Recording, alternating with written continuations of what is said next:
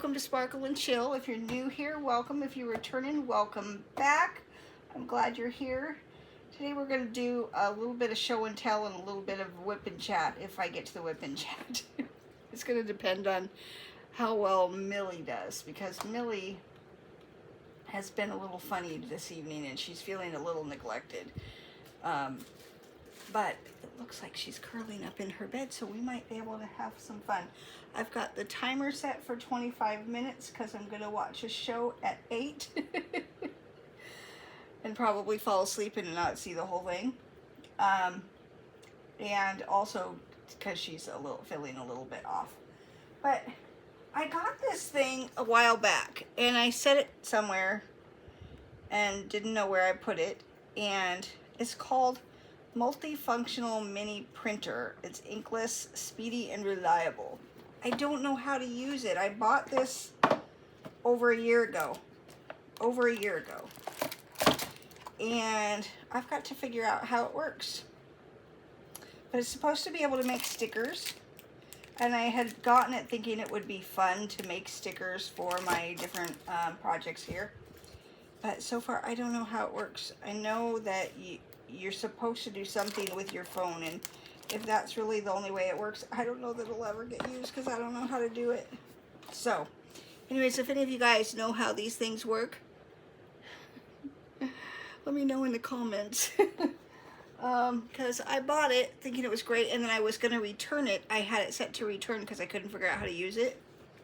And then it got set somewhere, as I just said, and I didn't find it until just today. So I've had it for a year and it was supposed to be returned. I ended up paying for it, but I don't know how to use it. So anyways, what I wanted to show, so I'm going to be working on Gus here in a few minutes if we get to it, and talking a little bit about this last week. It's been a crazy week, I just got to say. So I've been working on my butterflies. So I have, these ones aren't done yet. This one's in process. I was working on it today. Isn't that pretty? I just love these. These are turned out really nice. These are just on Amazon. I can go back and look and see if I can figure out putting the link up. I did figure out how to put the link on. I cheated and used ChatGPT to walk me through it, because every time I was trying to post it, it was posting my account, and I'm like, I can't post a link without it going straight to my account. But then I think I figured out once I did it the right way, even when I clicked on it, it was going to my account because I was still signed in. So oops. Anyways, here's the first one I did, and then aren't these pretty? These were just, I can't remember what they cost. I bought them last summer, and then, or maybe I bought them in the winter. I think I might have bought them in the winter. Are those gonna stay? I think the felt on the back. These are really nice little canvases. They've actually got felt on the back. This one has a drill sticking to it. So I have 7 of them completed. One just has a little bit of this top part to go yet. And then there's 12 of them.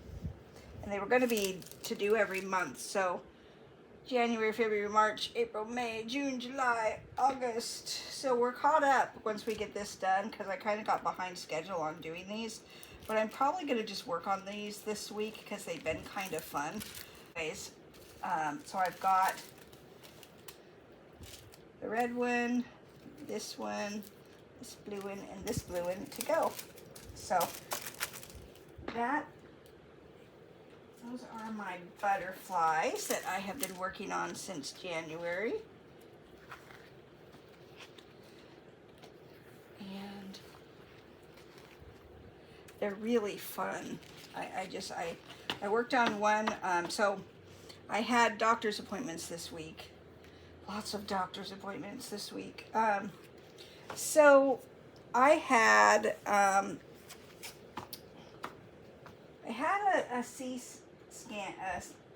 CT scan done 6 months ago. And I didn't notice in my chart what it said. But the doctor didn't seem to be worried about it. Said I had some inflammation, but then before this appointment that I went to, because I was having some difficulties, I went into my primary doctor, and beforehand I looked up what the last CT scan had said, and it said something on it that notated that it could be the return of the cancer, but then she didn't say anything about that. So my primary doctor ordered, because I was having some discomfort when she was pushing on my gut, she decided that because of that diagnosis on the last CT scan, that another one was in order, that we needed to get that done because and quickly, because if it was the cancer coming back, the type of cancer that I had is very what's the word? Aggressive. It's a very aggressive cancer, and it grows very quickly once it starts growing. So I was a little shocked that my doctor wasn't like more probing at all, and that she didn't even mention that that was a possibility, and I read it on the my chart. So went into my primary, and my primary was a little bit alarmed, and so she was like, well, we need to look at this. Like, so she ordered, oh, I missed some there. She ordered another CT scan stat, like within 2 days. So I'm like, okay, they mean business when they start doing stuff like that. Usually they drag their heels on every test. And I'm like, okay, now I'm a little worried. And went in and had another CT scan, and good news, it isn't back, so thankfully I'm cancer free. But now we still don't know why I'm having the issues that I'm having. So it's always a fun game of what's going on. And right now we just don't know. There's no way to know. You know what? I'm not going to do this. Oh, yes I am. What did I just moved that in my tray. I started using this other tray that's in here. It's not in here. Well, we'll just use this one. We'll just use one of the little ones. My big Diamond Art Club one is buried under stacks of these things, so I've been using, while I'm working on the butterflies, I've been using my Forever Young tray that I got, and it's been really nice. I'm gonna leave that there. Okay. Let's go ahead and do this. Sorry, I should have been more prepared. So no cancer, which is good, but we still don't know what the problem is. So the oncologist said, well, you're going to need to work this through with your primary because it's not cancer, so I can't help you, basically. So my next oncology appointment in February, I think. So can I just tell you guys, my veins are really small and they roll. So every time I have to go get poked, it's a big ordeal. It's like, I don't even know how to tell you how big of an ordeal. I did it again, I left my pen. It's a really big ordeal. And I have all these pins, but I have the one that I like to use. Where is that one? It must be sitting on my desk. Okay. All right. I will be right back. I found my tray and my pen. Okay. Am I a little bit...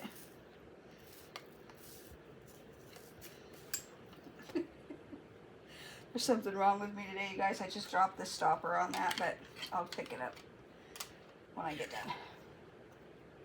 If I remember. I better remember because I've got a dog who likes to put everything in her mouth.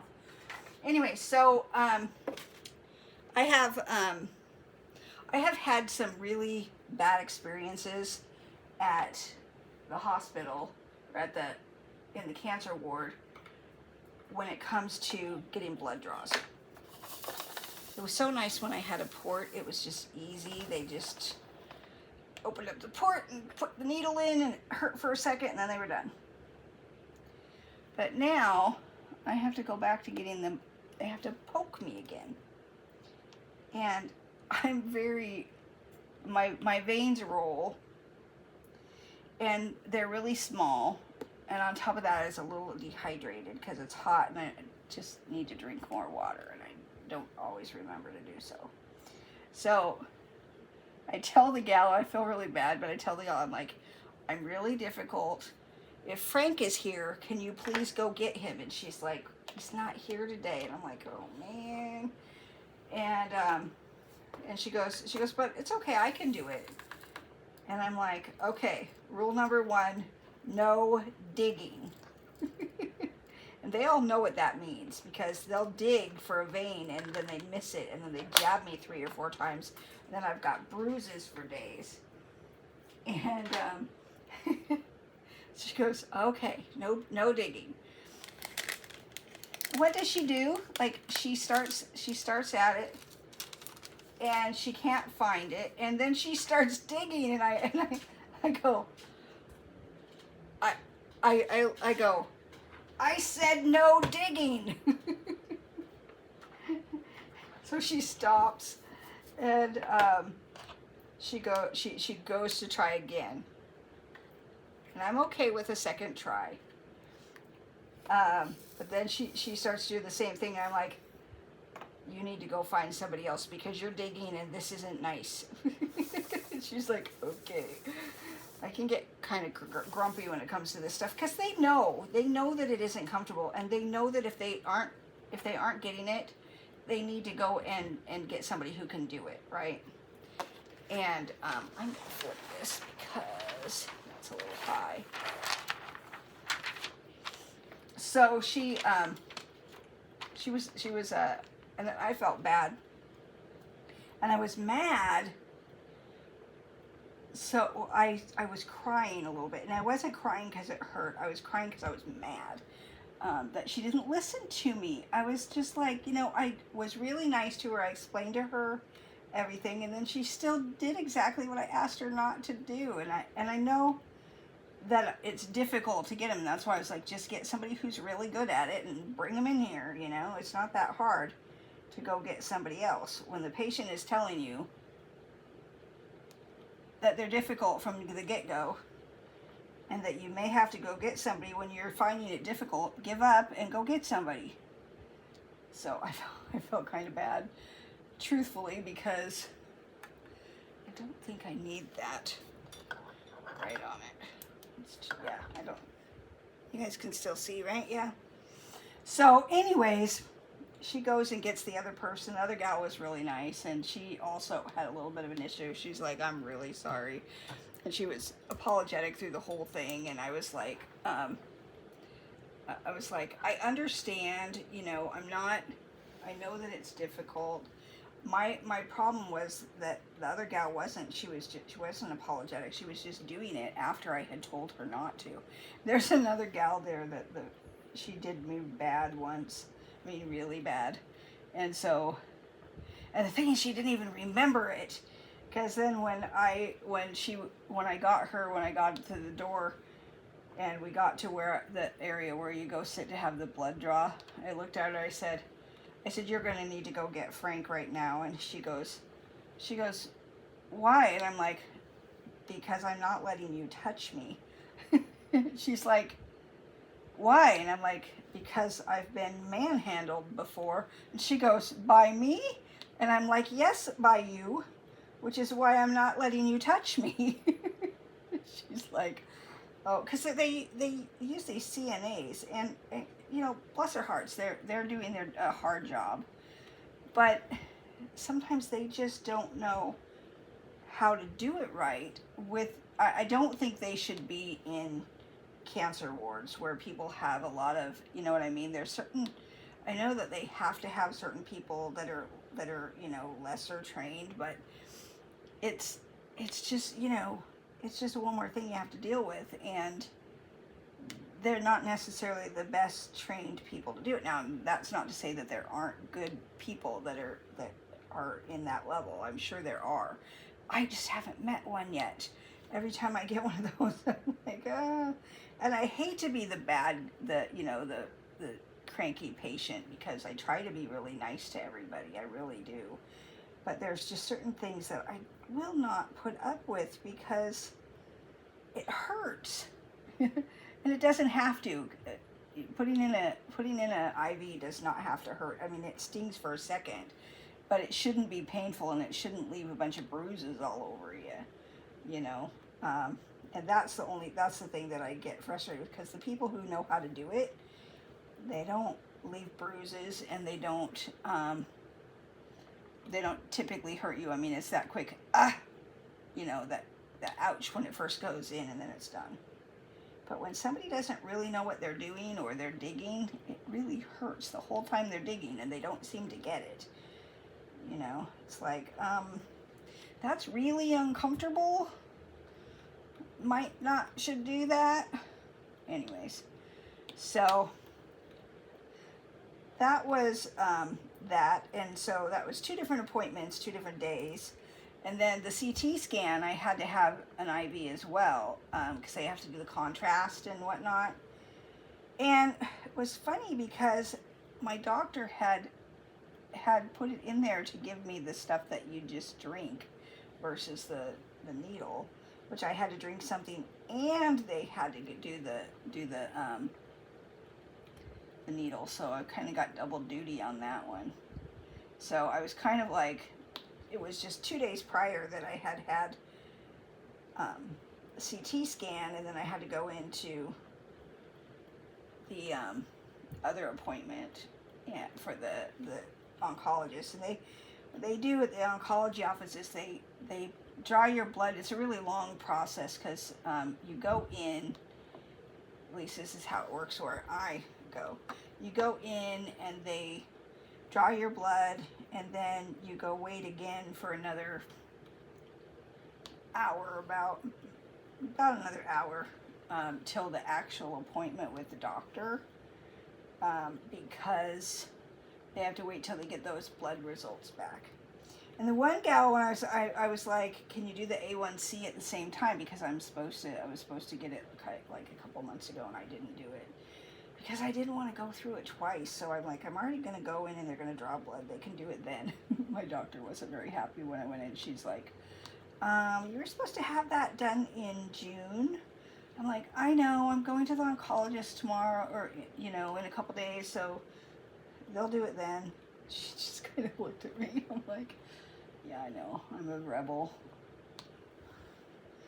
And so so I didn't get my numbers back on that, because I have to send that to a different lab. And she didn't get all of my numbers back. In fact, I was supposed to check that today, and I didn't. She only got part of the numbers back, but they were good. So, and they have been since I've been in remission. My labs have been good. Why I'm having other issues, I don't know. I guess I'm just getting old. And as you get old, things start to break down and not work right. And yeah, I think that's probably all it is. But it had me worried because of the way that my chart read, and then the way my doctor acted, where she was kind of afraid of it too. She didn't want to say, I can tell she didn't want to say anything, because I get severe scan, what do they call it?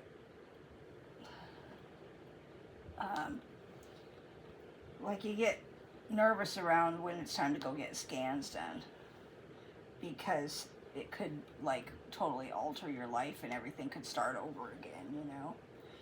And cancer's no fun. And I live alone, so, and I just got a dog. I was really mad when I saw that in my chart, because I'm like, I just got a dog. I waited till I was told I was pretty much in the clear, because I wanted to get a dog since I lost my Sophie.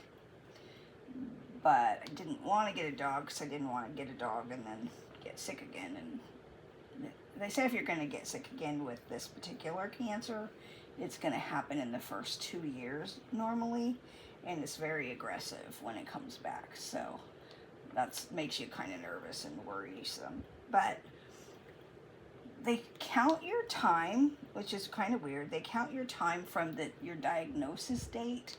So I was diagnosed in April of 2023, so I'm 3 years, a little over 3 years past that. So my doctor's like, I'm pretty confident it's not coming back. You had a complete response and you should be fine.